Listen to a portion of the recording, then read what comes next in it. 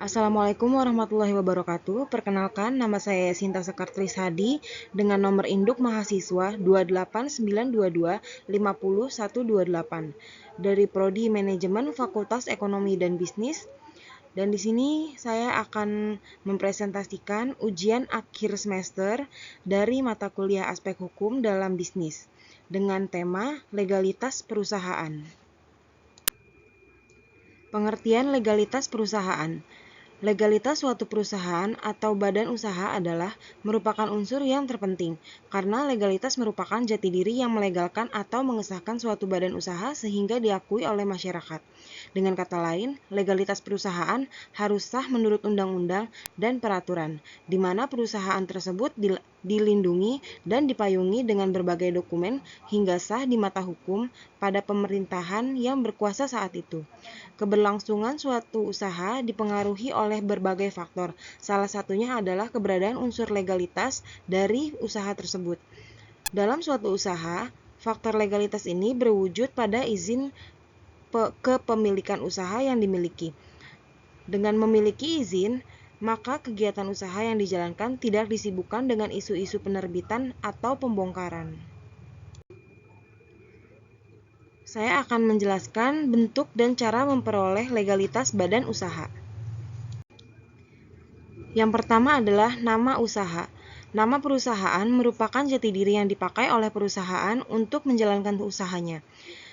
Nama perusahaan ini melekat pada bentuk usaha atau perusahaan tersebut, dikenal oleh masyarakat, dipribadikan sebagai perusahaan tertentu, dan dapat membedakan perusahaan itu dengan perusahaan yang lain. Nama perusahaan dapat diberi dengan cara sebagai berikut. Yang pertama, berdasarkan nama pribadi pengusaha. Kedua, berdasarkan jenis usaha yang dilakukan.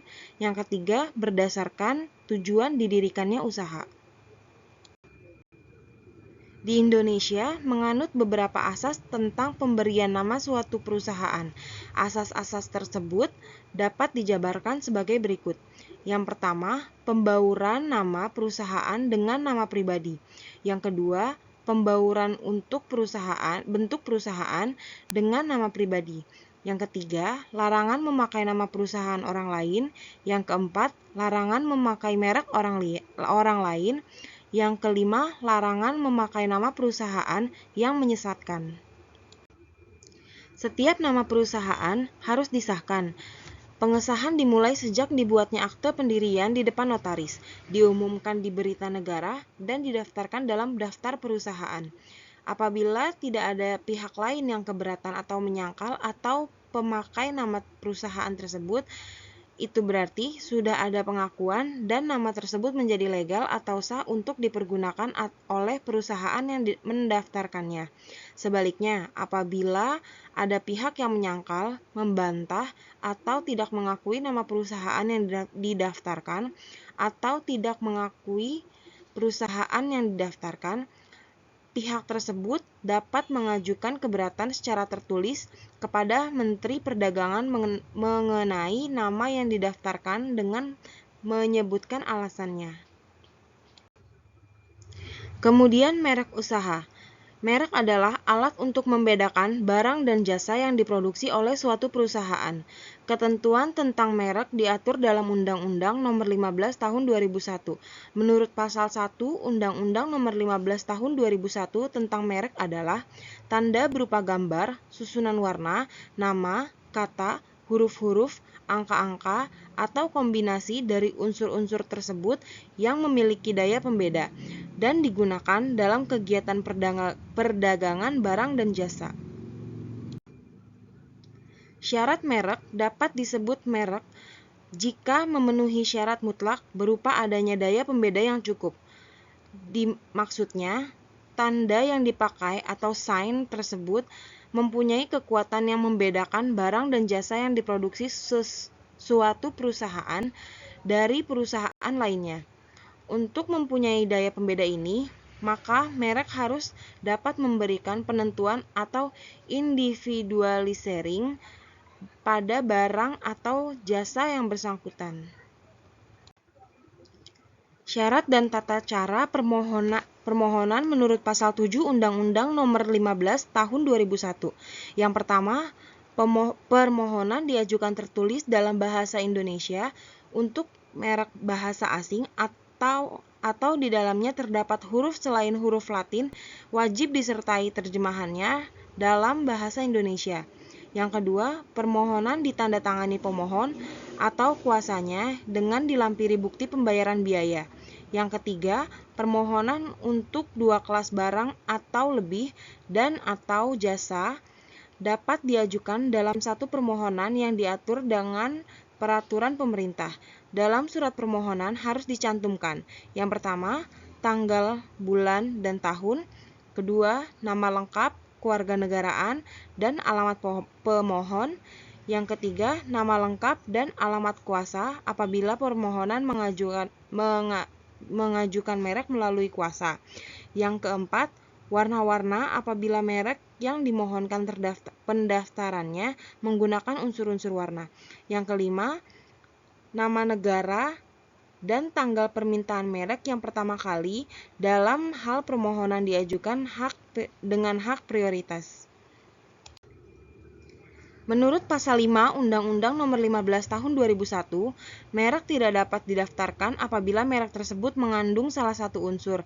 Yang pertama, bertentangan dengan peraturan perundang-undangan yang berlaku, moralitas agama, kesusilaan, atau ketertiban umum. Yang kedua, tidak memiliki daya pembeda. Ketiga, tidak menjadi milik umum. Yang keempat, merupakan keterangan atau berkaitan dengan barang atau jasa yang dimohonkan pendaftarannya. Menurut pasal 6 Undang-Undang Nomor 15 Tahun 2001, permohonan harus ditolak jika merek yang pertama, terdapat persamaan pada pokoknya atau keseluruhannya dengan merek orang lain yang sudah terdaftar terlebih dahulu untuk barang dan atau jasa yang sejenis, merek yang sudah terkenal pemilik pihak lain atau untuk barang dan jasa sejenis, dan indikasi geografis yang sudah terkenal. Yang kedua, merupakan atau menyerupai nama orang yang terkenal, foto, dan nama badan hukum yang dimiliki orang lain, kecuali atas persetujuan tertulis yang berhak. Yang ketiga, merupakan tiruan, menyerupai nama atau singkatan nama, bendera, lambang atau simbol atau emblem negara, lembaga nasional maupun internasional, kecuali atas persetujuan tertulis dari pihak yang berwenang. Yang keempat, merupakan tiruan atau menyerupai tanda, cap, atau stempel resmi yang digunakan oleh negara atau lembaga pemerintah, kecuali atas persetujuan tertulis dari pihak yang berwenang. Jika permohonan tersebut memiliki salah satu unsur di atas, maka akan diberitahukan secara tertulis kepada pemohon bahwa mereknya tidak dapat didaftarkan atau ditolak. Pemohon dapat mengajukan keberatan dalam jangka waktu 30 hari atas penolakan tersebut.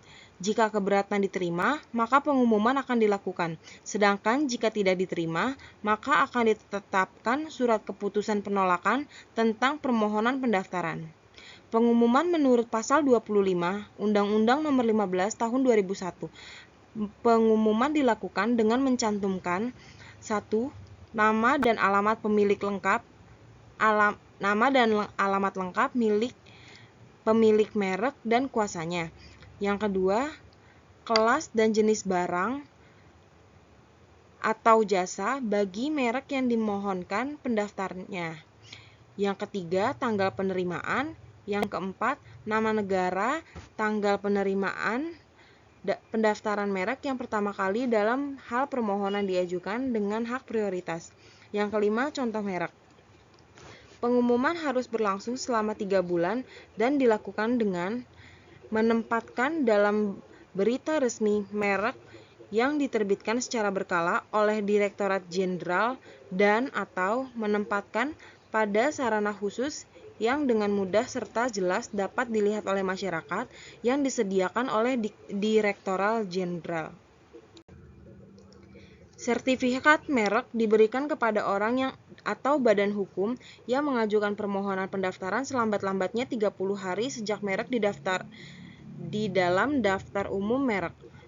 Sertifikat merek juga memuat jangka waktu berlakunya merek.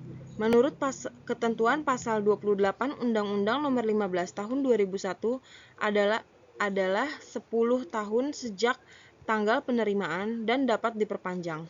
Perpanjangan tersebut dilakukan 12 bulan sebelum berakhirnya jangka waktu merek tersebut dan diperpanjang untuk jangka waktu yang sama, yaitu 10 tahun. Sertifikat tersebut memuat nama dan alamat lengkap pemilik atau kuasanya merek yang didaftar. Yang kedua, tanggal pengajuan dan tanggal penerimaan. Yang ketiga, nama negara dan tanggal permohonan yang pertama kali apabila permohonan tersebut diajukan dengan menggunakan hak prioritas. Yang keempat, etiket merek yang didaftar. Yang kelima, kelas dan jenis barang dan atau jasa yang mereknya didaftarkan. Keenam, jangka waktu berlakunya merek. Pengalihan atas merek terdaftar. Yang pertama, pengalihan hak menurut ketentuan pasal 40 Undang-Undang Nomor 15 Tahun 2001. Hak atau merek terdaftar dapat beralih atau dialihkan karena pewarisan, wasiat, hibah, perjanjian, atau sebab-sebab lain yang dibenarkan oleh peraturan perundang-undangan. Pengalihan ini wajib dimohonkan pencatatannya ke Dirjen Haki untuk dicatat di daftar umum merek. Apabila tidak dicatatkan, tidak berakibat hukum kepada pihak ketiga. Yang kedua, lisensi demikian pula halnya. Menurut ketentuan pasal 43 sampai 48 Undang-Undang Nomor 15 Tahun 2001 tentang merek, pemilik merek terdaftar berhak memberikan lisensi kepada pihak lain dengan perjanjian dan wajib dicatatkan ke Dirjen Haki, di mana pemilik merek masih tetap berhak menggunakannya dan memberikan lisensi kepada pihak lainnya. Pemilik merek terdaftar berhak terhadap royaltinya. Kemudian surat izin usaha perdagangan. Surat izin usaha perdagangan atau SIUP, setiap perusahaan yang melakukan kegiatan perdagangan diwajibkan memiliki surat izin perusahaan dagang, yaitu surat izin yang diberikan oleh menteri atau pejabat yang ditunjuk kepada pengusaha untuk melaksanakan kegiatan usaha perdagangan secara sah, baik itu perusahaan kecil, perusahaan menengah, apalagi perusahaan besar, terkecuali perusahaan kecil perorangan. Untuk memperoleh SIUP, perusahaan wajib mengajukan surat permohonan izin, yaitu daftar isian yang membuat perincian data perusahaan pengusaha dan kegiatan usaha, dan pengusaha juga wajib membayar sejumlah uang sebagai biaya administrasi. Tata cara dan prosedur mengajukan SIUP. Pemilik atau penanggung jawab perusahaan harus mengisi dan menandatangani SPI dan melampirinya dengan dokumen-dokumen sebagai berikut. Yang pertama, salinan atau kopi surat pendirian usaha atau akte notaris dan pengesahan dari Departemen Kehakiman dan atau instansi yang berwenang bagi perusahaan berbadan hukum. Yang kedua, salinan atau kopi surat pendirian usaha atau akte notaris yang terdaftar pada pengadilan negeri bagi perusahaan yang berbentuk persekutuan. Yang ketiga, salinan atau kopi surat izin tempat usaha dari pemerintah daerah bila diwajibkan oleh undang-undang gangguan atau hinder ordonanti, dan bagi yang tidak disyaratkan cukup dengan surat keterangan tempat usaha dari pejabat setempat, kopi KTP pemilik atau penanggung jawab perusahaan. Yang keempat, pas foto 2 lembar ukuran 3x4 dari pemilik atau pengurus perusahaan. Yang kelima, kopi bukti pembayaran uang jaminan dan biaya administrasi. Selanjutnya ada manfaat legalitas perusahaan. Dengan dimilikinya surat-surat izin sebagai bentuk legalitas perusahaan, maka akan diperoleh beberapa manfaat diantaranya. Yang pertama, sarana perlindungan hukum. Seorang pengusaha yang telah melegalkan perusahaannya akan terhindar dari tindakan pembongkaran atau penertiban dari pihak berwajib, sehingga memberikan rasa aman dan nyaman akan keberlangsungan usahanya. Kemudian yang kedua, sarana promosi. Dengan mengurus dokumen-dokumen legalitas tersebut, secara tidak langsung pengusaha telah melakukan serangkaian promosi. Yang ketiga, bukti kepatuhan terhadap hukum. Dengan memiliki unsur legalitas tersebut, menandakan bahwa pengusaha telah mematuhi aturan hukum yang berlaku. Secara tidak langsung, ia telah menegakkan budaya disiplin pada dirinya. Yang keempat, mempermudah mendapatkan proyek. Dalam suatu tender, selalu mensyaratkan bahwa perusahaan harus memiliki dokumen-dokumen hukum yang menyatakan pelegalan perusahaan tersebut, sehingga hal ini sangat penting nantinya untuk sarana pengembangan usaha. Dari kesimpulan materi ini, suatu perusahaan, baik itu perusahaan dagang maupun perusahaan industri, dalam menjalankan kegiatannya akan sangat membutuhkan suatu legalitas demi keberlangsungan perusahaan tersebut. Bentuk-bentuk legalitas perusahaan bermacam-macam disesuaikan dengan bidang dan jenis kegiatan perusahaan tersebut.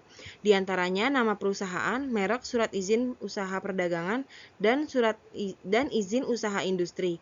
Dengan dimilikinya dokumen-dokumen pelegalan perusahaan, maka akan didapatkan beberapa manfaat, diantaranya dalam hal perlindungan dari tindakan hukum yang berhubungan dengan masalah perizinan, dalam hal promosi produk, dalam hal bukti kepatuhan terhadap hukum, dalam hal kemudahan mendapatkan proyek, dan dalam hal kemudahan mendapatkan pinjaman dana untuk perluasan perusahaan maupun kegiatan lainnya. Sekian yang dapat saya sampaikan dari presentasi kali ini. Bila ada kesalahan mohon maaf. Terima kasih. Wassalamualaikum warahmatullahi wabarakatuh.